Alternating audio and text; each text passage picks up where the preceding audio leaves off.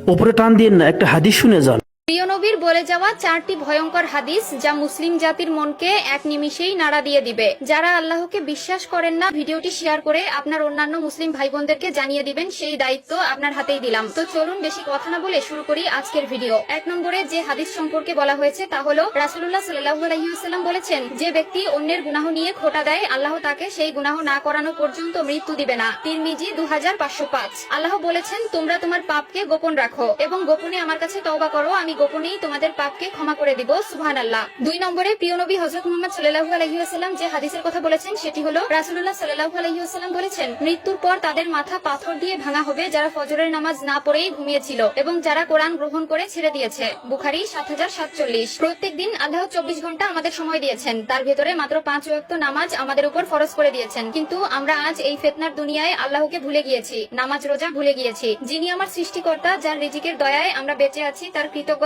প্রকাশ করার মতো সময় আমাদের হয় না। আবার যারা কোরআন শিক্ষা করে তা বর্জন করেছে, তাদের শাস্তি আরো ভয়াবহ। 3 নম্বর যে হাদিসের কথা বলা হয়েছে তা হলো আল্লাহ তাআলা বলেন, তুমি ওই দিনকে ভয় করো যেদিন তোমার মুখে তালা লাগিয়ে দেওয়া হবে আর তোমার হাত পা তোমার কৃতকর্মের জন্য সাক্ষী দিবে। সূরা ইয়াসিন আয়াত 65। একবার চিন্তা করুন, কঠিন ওই হাসরের ময়দানে আপনি আল্লাহর সামনে দাঁড়িয়ে আছেন, আপনার কোনো জবানবন্দি নেওয়া হবে না, আপনার বিরুদ্ধে সাক্ষী দিবে আপনার হাত পা সহ প্রত্যেকটি অঙ্গ প্রত্যঙ্গ। তখন আপনি কতটা অসহায় একবার চক্ষু বন্ধ করে চিন্তা করুন। সেদিন আপনি খুব অসহায় হয়ে পড়বেন, আপনার পাশে দাঁড়ানোর মতো কোনো মানুষ থাকবে না, আপনার শরীরের প্রত্যেকটি অঙ্গ আপনার বিরুদ্ধে সাক্ষী দিবে। তখন কি হবে আপনার পরিণতি একবার উপলব্ধি করতে পারেন?